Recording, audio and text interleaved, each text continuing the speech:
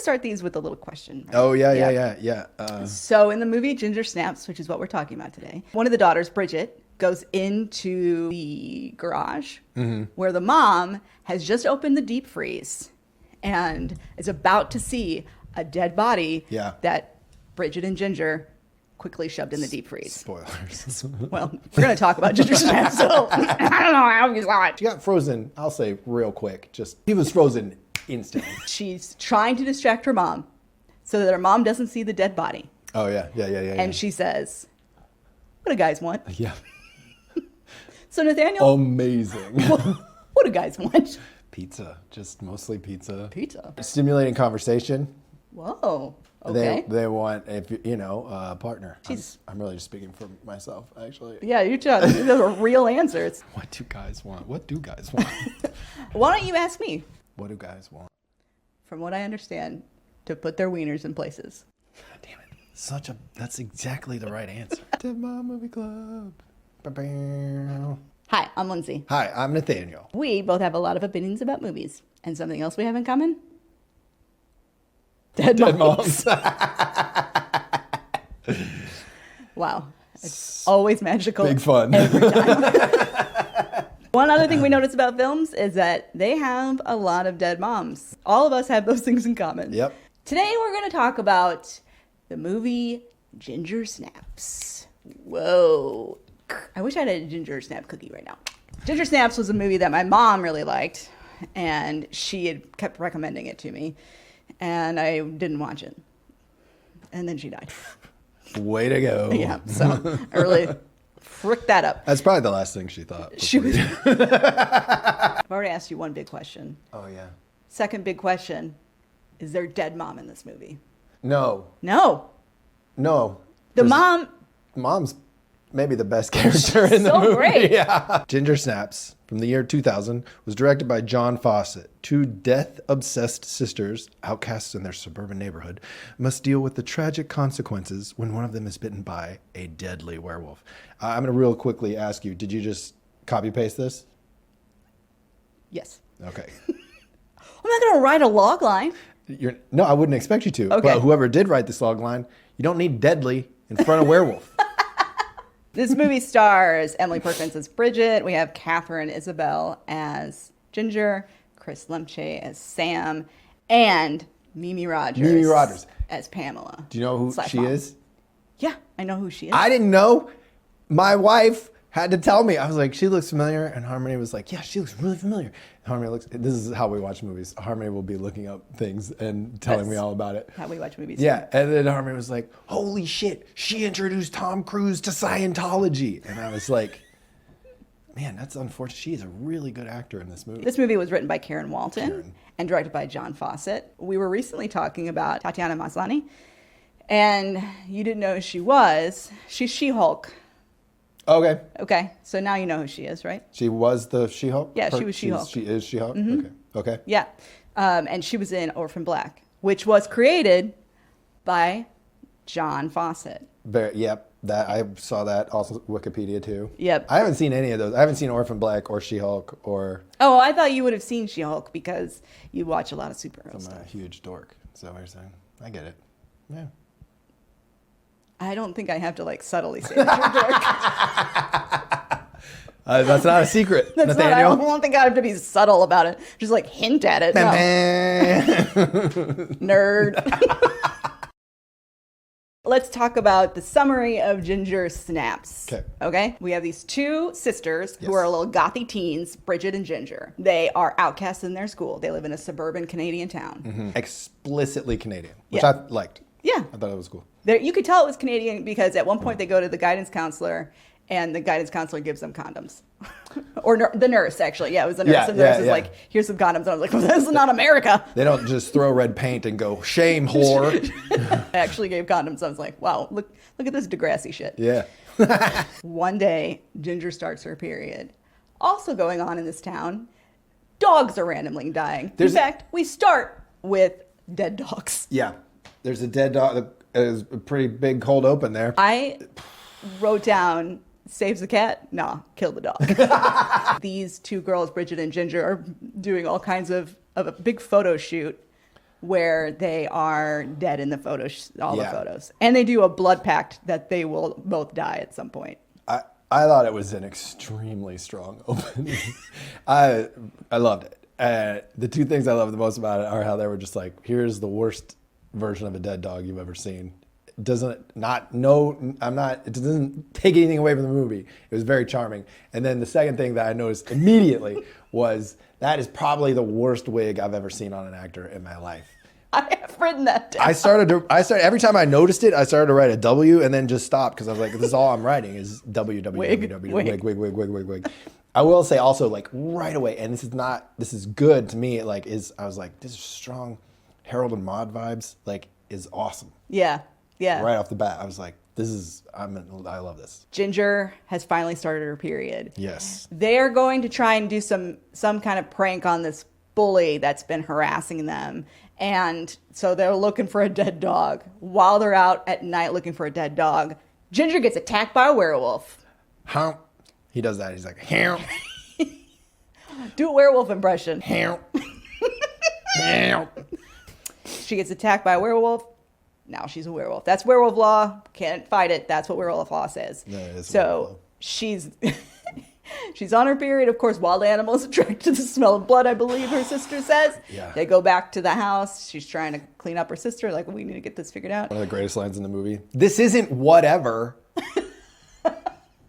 It's not whatever. It's not whatever. Fucking werewolf, This dog. isn't whatever. Get on board. Throughout the rest of the movie, Ginger starts turning into a werewolf. Yeah. She becomes her own thing. Ginger and Bridget were pretty codependent on each other.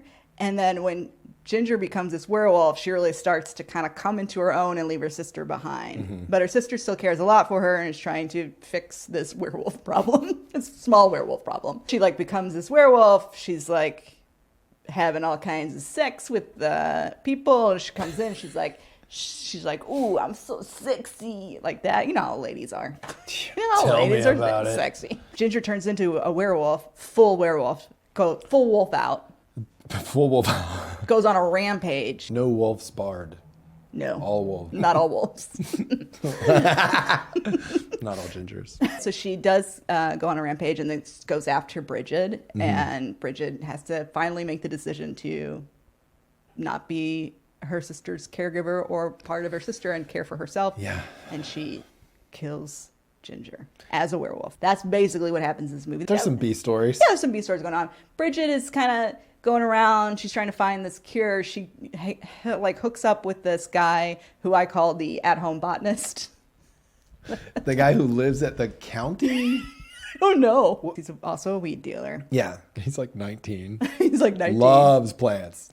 What do guys want? Plants. Bridget talks to Sam, the botanist. Yes. And she's like, we got to figure out a cure for this. And he's like, what if we did monkshood? It has the word werewolf in it. It has wolf. It's related to a wolf plant. Yeah. Wolf's bane. So they make werewolf heroin. Yes. Yes. Werewolf 8-ball. They inject one of the people that Ginger has turned into a werewolf. Yeah. And through sexual intercourse. Yeah. I loved that they did that too. Yeah, and he's all broken out, and the way that they're turning into werewolves is hand in hand how people go through puberty. That was just so it was funny. Awesome. Were there 2 cold opens? When is an open no longer cold? I think there were. It could have been 2 cold opens. I mean, we have definitely dead dogs. Dead dog. I did write down that the opening shot in this film was incredible. I was like, this is beautiful. I'm very excited about this. Earlier, you were talking about the opening shot, and you said it was charming. Did I say charming? You did.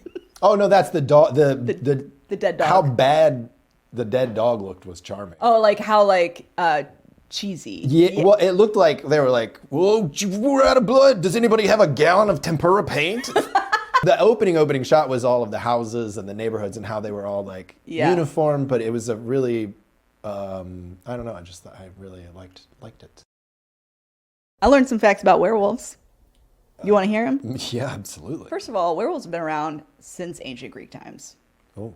Yeah, so in the 1600s, while the witch trials were going on, they were also trying werewolves at the same time. So you could be arrested and somebody would be like, I saw it. He turns into a big old wolf at night. And you're like, no. No, I don't. Just wait till night. Just wait. And they were like, oh, too late. Yeah. Is that really? Yeah. But, the whole entire lore that we have of werewolves now, being shot by a silver bullet, Stephen King. Stephen King. Is that all just modern It's bullshit? 20th century stuff, yeah. So anything like being shot by a silver bullet, the full moon stuff, all that stuff. Oh, the full moon too. Yeah. I was wondering because she turns into a werewolf full stop. It's not like just give me 8 hours and I'll be back to myself. It was just like, it had strong notes of The Fly from the 80s that like in her transformation, which again, like pseudo compliment, big compliment, big time. I kept being like, is she going to just wolf out and then unwolf? But no, apparently No. not. So I read that Karen Walton, who wrote the movie, she was trying to get through that. And John Fawcett, the director, was just like, don't worry about the rules. Just break them. So that's why she's like, she just turns into a werewolf. Sick. That's it. Worked There's no out. like a turning back situation. No going back. No going back. Once you have sex. That's it. Werewolves, I think, are a metaphor for puberty in this. I think In it's this pretty movie, obvious. specifically. Yeah. And it's yeah. not something you can't go like, I can come back from puberty. For sure. I can go backwards. Once you got that hair in the weird places, man, it's It's not going there. back. Speaking of hair in weird places, Nathaniel has a mustache today, and I hope that's for the werewolves. I'm lycanthrope just right here. Just right there. Just I don't know. Sometimes I'm just like, what if I look like a cop? And then I regret it almost immediately. And then wow. Wow. What a scary. So werewolves also were kind of a working class monster. Oh, instead of like a count. Yeah. Dracula, he's Yeah. rich as hell. Wolves were really terrifying in Sure. Europe, right? Like wolves were a problem. But in other cultures, whatever that, like, think they have like the were-jaguar kind of myth in, Oh, really? in like were-panther. Like there's other people like shape-shifting into the thing that comes in and attacks the village. So that's kind of where the werewolf idea comes from. What would be something you would be scared of turning into a werewolf? A cop. Were-cop. Oh no! I turned into a cop. I want to talk to you about like this movie is a cult film, Yeah. and also has like a kind of this like feminist following. Yes. What did you think was feminist about this movie? Really appreciated the mom and the nurse. The mom most especially because of her like frank and unfiltered and true assessment of her place in the world, how the world views her and will treat her according to its own rules. And her just being like, look, they're going to blame us no matter what, or, to the girls. And then also the girls being like, sort of having their own awareness of this is like, if you're a hot and you're a lady, they'll never suspect you. Just put it 2 feet under the ground. Who gives a shit? That was fucking great. My favorite line is thick, syrupy, voluminous discharge. I thought, man, they should just make every kid in 5th grade watch this movie just for that part, or even just that scene.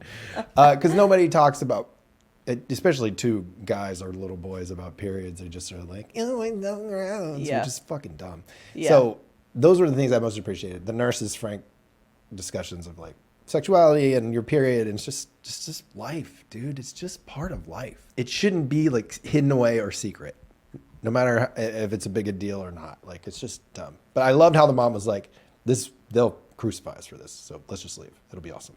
I really liked how, Ginger, as soon as she changes, she's like in charge of her own body and knows exactly what she wants. She wants to have sex with these guys. She's feeling all her power. Yeah, she knows all of her power, and then she's like, I'm going to go get this power. This is what I want. And I don't care what any of the culture says, that it's slut-shaming, whatever. I don't give a shit. Yeah. This is what I want. This is how I want to feel.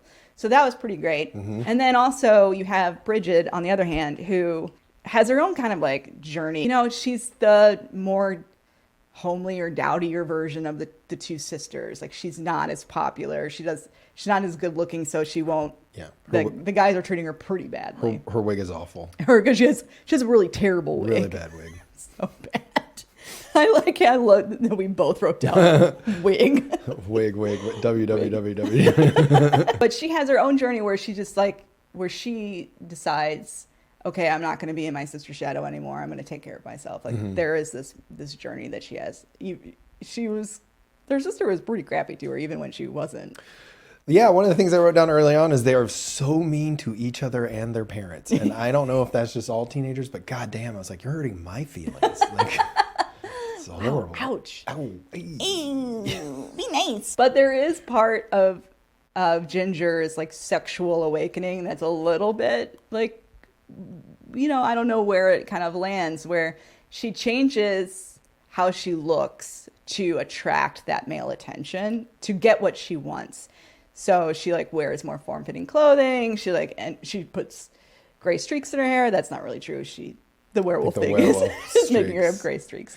So do you think that she changed not because she felt empowered and those clothes more suited her outlook and her feeling about herself, and you think she did it for the observer? I think to me, she changes how she looks to attract the male attention so that she can get what she wants. It's all a vehicle for her to get what she wants. But I do think she knows, all I really have to do is dress this way. Because in the beginning, when they're on the field playing the sports, ball, I really don't know what they were playing. Field hockey? Yeah, that makes sense. Pretty sure. Yeah, it's field hockey. When they're playing field hockey and the guys are looking at them, she kind of like adjusts her shirt so that they don't look at her boobs anymore. Yeah, I mean, she's very self-conscious about it. I wanted it to be because she felt more comfortable and like more in charge and more, even if she was wielding it sort of as a weapon, like it was her doing it for her. But I don't know. I think you can definitely, I mean, this is really deep into feminist theory, but you can definitely dress however you want to dress. And that's part of being however you want to live your life, right? Yeah. Feminism is you wanting to live your life and not being told by other people. I mean, feminism is equality. That's what it is. But there's also this idea of like, not like following the patriarchy's rules, right? So she's still inside the patriarchy. Like she's still operating inside the patriarchy. It could have been just as empowering if she would have walked in wearing a t-shirt and jeans and like shoved the dude against the locker and said, let's go have sex in your car. Yeah. Yeah. I mean, what she's wearing, if she likes it or not, she wasn't dressing like that before. So we don't really know. Maybe it was like werewolf sexual awakening. This is what I want to be. Or maybe it was kind of like a trap. We've come with women's sexuality and like, third wave feminism of not trying to be a part of the male gaze, but also this is how I want to wear clothes and this is what I want to be. Really like juggling that and understanding, do I want to really change how I look or am I operating under the patriarchy here? Yeah, it's a real tough one. It's a tough titty. You heard it here first, folks. Feminism is a tough titty. It's tough. Let's talk about our favorite parts of the movie, like the weird little things that happen. I would say the biggest surprise in this movie for me was when they showed their art to the class, which their art was sick, and everyone applauded. I was like, what? That was the fuck? Super strange moment. I liked it because I was so surprised by it, but I was just like, well, I don't think I ever applauded for anyone in the entire time I was in high school. I think the applause, to me, I was trying to gauge when the applause happened, I was trying to gauge whether it was sarcastic applause, like they were making fun of them. Oh, yeah. Man. Yeah. Or if it was real applause and these girls were actually, though they were super gothy and doing like these crazy dead pictures of them dead, that the rest of school actually really loved them. But that is not the case. No. No. One of my favorite lines is when the guy walks up to Ginger, and this is pretty early on in the movie, and does not say hello, hi, how are you, what's your week like? He just goes, I think we should get together. That's a bizarre way to do that. Yeah. Just being like, hey, maybe just feel it out a little bit. No, I think we should get together. Can't imagine why it didn't work. What usually happens in the story is we have a girl in a film who, like, just think about Carrie, right? The film Carrie. Yeah. There's a lot of similarities here. Yeah. Where this outcast girl who just differently. Carrie really wants to fit in. Yes. She really wants to fit in. She can't figure out why she can't fit in.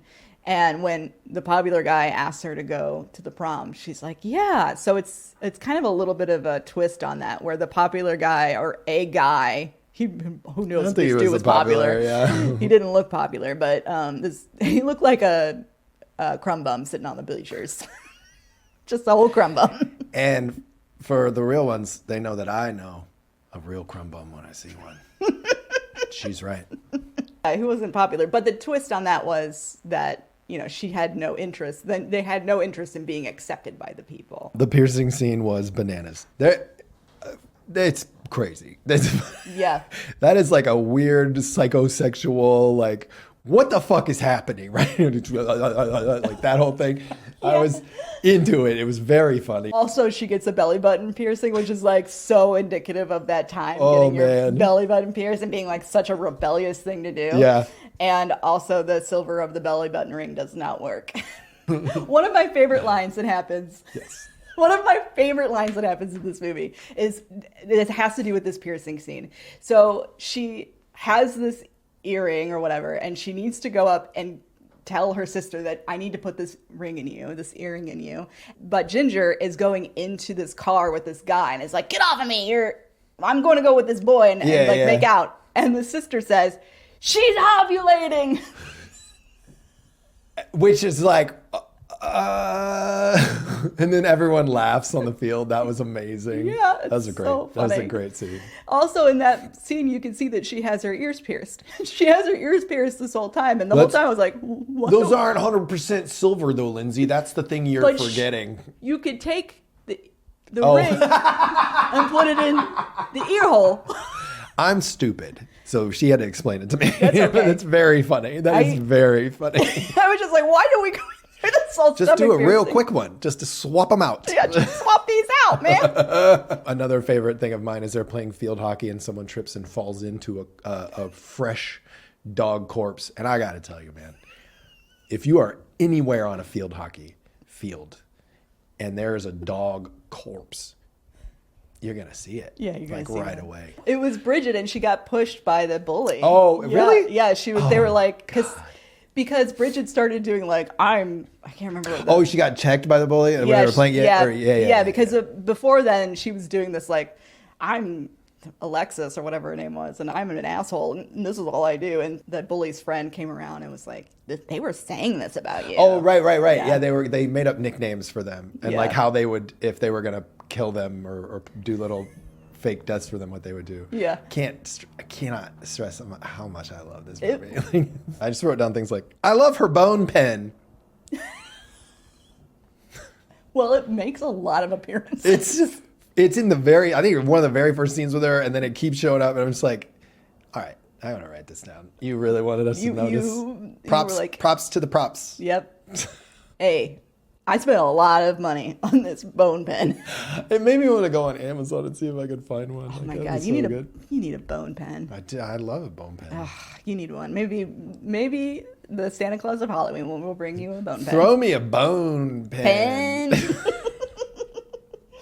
I'm sorry I said that. Oh yeah, after she gets attacked by the werewolf, she's like, Bridget's helping Ginger into the house, and they sort of are like, oh my God, it's so hard. And they fall against the wall, and the painting falls and sort of falls and hits them and then falls off or something. And I was like, that was 100% not on purpose. And it was amazing.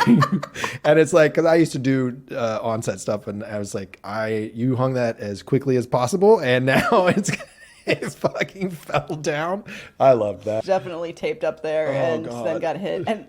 But it was also like, that painting was amazing because it was the two of them as like children. Yeah. And I'm really like, I'd probably need to go look at it again or maybe even look at the credits, but it looks like they've really had someone. Because this is 90s, right? Yeah, it's like 99. 90s, yeah. They don't have some digital person. They didn't print that out. No. Like, it was awesome. Oh, yeah. I do have, was the werewolf biting her pussy? And I'm sorry to put that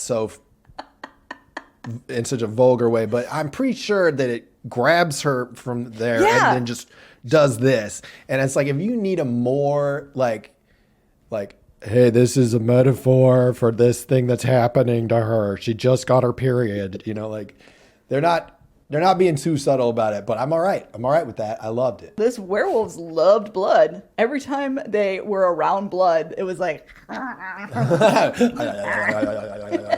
gotta get that blood. Oh, there's a scene when Bridget is eating the blood off the floor, and I'm like, oof, you can tell that this person does not want to do this. Like her actual real self, like her actual person. Yeah. And I felt bad. Yeah, I felt bad too. During that scene. I felt You know bad. what I'm talking about. Yeah, Yeah, at the very it's end, like, oh. when Ginger, has sex with the guy, the crumb bum. Crumb bum. When Ginger has sex with the crumb bum, he starts to become a werewolf too, and he's like, "Oh God!" and he goes to the bathroom and just starts pissing blood. Yeah, which probably viscerally affected me more than any other scene in the movie. Something's wrong, crumb bum. Crumb bum. Something is wrong. There's a scene when she's just coming back from being bit, and they're like the bullies are bullying them, and the bully has a dog, and she kicks the dog, and I was just, that did not occur to me that was possible in the world for her to just be like, oh yeah, and fucking just what? It was awesome. Loved it. How was it not possible in the world for you? Like, I'm kind of scared of dogs, bigger dogs like that too, and my whole it's just like I just want to get away from this thing, and the fact that she was just such a badass, and also like nobody does that. Nobody ever kicks a dog. Not in the movies, not really. No, this movie broke so many dog rules. There were all the dog rules. So many dead dogs. A lot of dead dogs. So many dead dogs, and we're kicking dogs. This movie was anti-dog. The tail, the first time you see the tail, it is abso-fucking-lutely bonkers. And I was just like, I have to say, Bridget, if you see a 2 or 3 inch tail on your sister and you don't tell an adult, then your parents have been ineffectual at best. You don't trust them for some reason. Maybe that's where the trauma is. I don't know. But that tail was fucked up. And it just keeps getting bigger too. And at some point, it's like a giant, like, oh my God. It's huge. It's crazy. And that's another werewolf thing, is that usually werewolves don't have tails. Yeah. So the fact that they had this tail and she was like strapping it around her leg also breaks one of the werewolf rules. Yeah. When Bridget she's got the serum and she runs into Crumb Bum, and he's like wolfed out about you, and he's going to attack this little kid who's just dressed as a dog. That's actually really awesome. It's super so smart. Funny. and he was like, it was barking all over the place. Yeah, we've talked about it, but the mom being like, all right, we're leaving town forever. Just first thing she says. I was like, fuck yeah, this mom rules. Yeah. That was so dope. She was like, I'll have to burn the house down. What about Dad? Yeah, have to burn the house down. I did want to say the werewolf, once she becomes the werewolf, did you see that it had like full werewolf boobs? Yeah, this is what I was going to say earlier. It was like talking about, speaking of titties. It's hardcore, dude. That outfit and the monster in this, I was like, worth the wait. Yeah. Yeah. This is what Lady Werewolf looks like. Lady Werewolf is a banging. She's snatched. She's stacked. She's ready to go. That movie fucking ripped. It was a good movie. Yeah. Tell your mom I said great choice. In my prayers tonight, I'll let her know. Yeah. We both pray every night. Look at us. There's no prayers that have been answered here. No. I'm going to keep trying. I want to know, why do you think Bridget chose to kill her sister instead of injecting her with the serum? Because she had both things in her hands. I just assumed it was an accident. I looked at it like she was just, the knife was bigger. Like it just. Yeah. That's what it looked like to me. Like, what was your. My take on it? Yeah. Is that she had both options and she went knife. So why I think she did it is because she was making the choice to save herself finally in that moment. That was the moment that she really did that. Yeah. She was like, I'm choosing to save me and not still be codependent, simply like taking care of my sister. I'm going to choose myself. Absolutely. And if you look at her as the main character of the movie too, that makes a lot of sense. Yeah. It's never presented that way, but she ultimately is the final girl.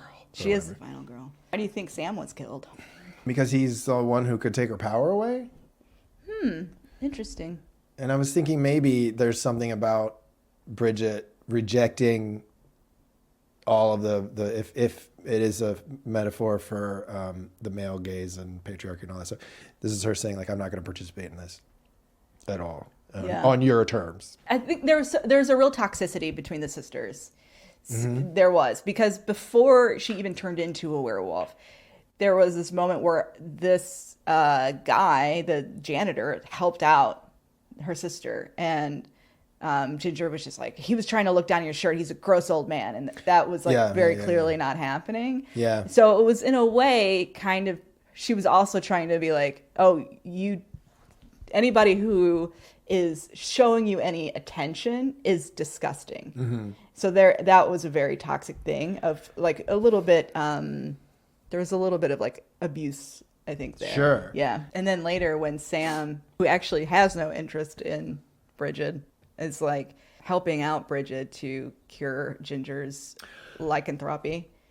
Ginger's like, he's trying to get with you. He's going to, like, though she's turned into the werewolf, she like uses all of that against her sister. Well, that's the problem with the patriarchy is it doesn't just hurt the ladies, fellas. It hurts you too. So now that he's become the thing that she hates and is using that and everything, then there's no good guys. It's not possible to have a good guy if you're looking at it from that.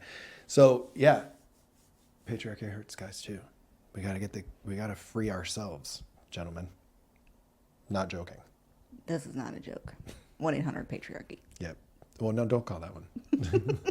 They'll just send you a gun and some Playboys. Yeah. Ignoring the second film, which I saw it on the choices you could choose, but I didn't. Yeah, I didn't watch it either, but I did read about what happens next. What do you think happened to Bridget? What does Bridget do? Do you think she takes the shot? Yeah, I do, because she did see all the power that her sister got, but she also is like, there's the body right there, the hideous, grotesque monster that almost killed you. So that's what I think. Yeah, and if she decided to kill her herself, I mean, also the guy who was making is dead. Yeah, the serum. Although I think she could probably take up a bunch of flowers. You could boil some flowers and water and alcohol or whatever and then she does. Take a syringe and cotton swab. And I had to ask a much more drug literate person why the cotton swab was there, and they were like, "Well, to keep the particulates out." And I was like, "Oh, okay, cool." I had to go to the drug library and talk to one of the librarians. And ask them, hey, is this a reference question or is it? Yeah, I think she took it. Do you think she took it? Yeah, I think she took it because I think that she saved herself by stabbing her sister. Then she was like rejecting that life. Yeah, absolutely. She fully is like, I don't want any part of this. Would you take it? Yeah, dude. Pussy. She can say that because I can. She's a lady. I had to just be like, oh no. Although earlier you did say it. I said it in anatomically speaking. I thought about that all day. How am I going to say this? And in the end, I choked. So bringing it back to Dead Moms. Yeah. What do you think? Why do you think my mom wanted me to see this movie? Not knowing my mom and never met her at all. Never met your mom, only seen pictures and heard awesome stories. I'm sure she explicitly understood, because I'm sure that she was a smart person and was like, I relate to this movie because I like the mom who is like, this world doesn't understand us, won't let us be who we are, will always blame us and that stuff. And she's like, because even when I saw those moments of just like naked description of our world, it was like so arresting and like comforting. It's just like, people, okay, I'm not crazy. This is how it is. You know, like you can find some, which is the best kind of art. You find solace in it. You're having a conversation with this person who's like, I see you and you see me. And like, so that's what I think. And probably she just doesn't like dogs. No, she loved dogs. She did, really? That's false. She really loved dogs. Never met her. Sorry, everything you said is wrong because my mom loved dogs. And was stupid. She was a real idiot. Look at me, I'm an idiot. Came from somewhere. Something that's kind of made me sad about all of this is watching this movie and knowing that she saw it and she wanted me to watch it and I didn't watch it. You know, that's sad, sure.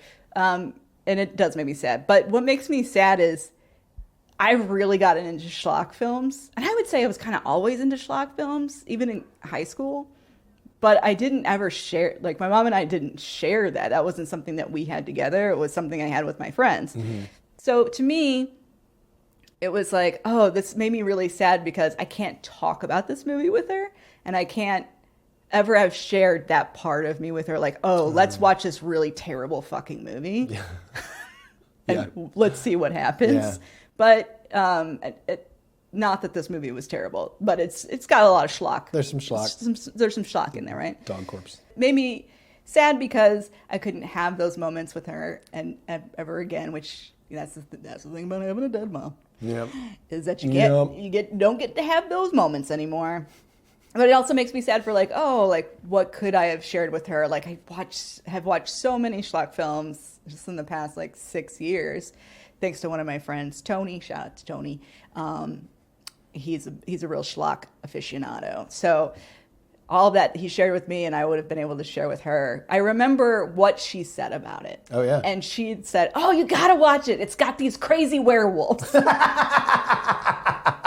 She was like, the mom's an idiot. Doesn't know what she's talking about at all. Yeah. I don't think she was like, I want you to see this because if you ever kill a bully and bury her in the backyard, I got your back. I got you. As you're talking about that, something that occurs to me is like another great thing about art is even though she's still having a conversation with you, which is really amazing. Oh, yeah, that's She's true. saying, I see you. Yeah. I see that you like these things, even if we don't share it because you haven't been able to yet or whatever. Yeah. Like, that's fucking awesome. Red. Yeah. Congrats to moms. Yeah. Cheers. I was really young, so I know my mom went to see The Breakfast Club in theaters, and I was like, that sounds fucking dumb. And I know that and my mom was a complicated woman. She went to protest the movie, the Last Temptation of Christ. She protested that movie. She was like, this is not valid art. And she was an artist. I wish I could talk to her about that so much. Yeah. Because that's like wild to me. I remember her being on a picket line for a union. I remember her protesting the Last Temptation of Christ. And I'm just like, these are Why do you opposite. think she was protesting it? Deeply religious. Oh. Yeah. Okay. Which I think came partially from her upbringing, but also because when you're 29 and they're like, 6 months, maybe 5 years, we don't have any clue. I think that, there's a lot of solace in that. We've watched 2 movies so far prior to this. If you haven't checked those out here. Like and subscribe. We haven't said that at all, which we should. Do we have to? I guess who cares, man? Yeah. Let's do it. Let's do it. Let's subscribe. Let's subscribe. So Nathaniel, we've talked about werewolves. We've talked about silver. We've talked about belly buttons. What do you think? Rate this movie? Give it a Dead Mom Movie Club rating. How many missed birthdays? Because our scale is out of missed birthdays. Out of missed birthdays. Is it 5? Is that 5 is a perfect movie. No Country for Old Men. 5 is a No Country for Old Men. Shaun of the Dead. 5 out of 5 missed birthdays. Is a 5 out of 5 missed birthdays. So I would give this. I say 4. Solid 4. Yeah. What's your? Okay. There is not a day that goes by that I don't regret giving Pacific Rim such a high score. Yeah. What did we give it? 3.5. That's insane. We were crazy. We were young. We didn't know what we were doing. Yeah, man. It's like the first time you drive a car. How fast is this? Feels not very fast. Feels too fast. It was way too fast. Too fast. It was too high. We shot for the stars and it didn't deserve it. Saying all of that, I give this one a 4 missed birthdays as well. Nice. Nux. Boom. Dead Mom Nux. We're doing a secondary rating. How did it pass or fail the dead mom test? And the dead mom test is, does it have a dead mom in it? Or is she an absentee shitty mom? Yeah. Also, that's also part of it. Which is the same as being dead in my mind. Yeah. Does this movie have a dead mom? No. Let's pull down the chart. Yes. No dead mom. It passes. Now imagine balloons are shooting up and cannons. Yeah. Yeah. And everybody's celebrating. Yep. Going wild. We don't have a dead mom in this one. Also interesting, there's no dead mom and it's a feminist movie. It's crazy when you let ladies talk what happens. I wish you would have interrupted me when I said When women are just a second. When you give them a chance, okay? Just give them a chance. Just give them a chance. Yeah. This has been Dead Mom Movie Club. Please, Dead Mom. if you have a dead mom, like and subscribe. like and subscribe. It's the least you can do. Honestly, it's the least you can do. Because guess what? Therapy isn't paying for itself. Yeah. No, it's not. Shit is expensive. Dylan.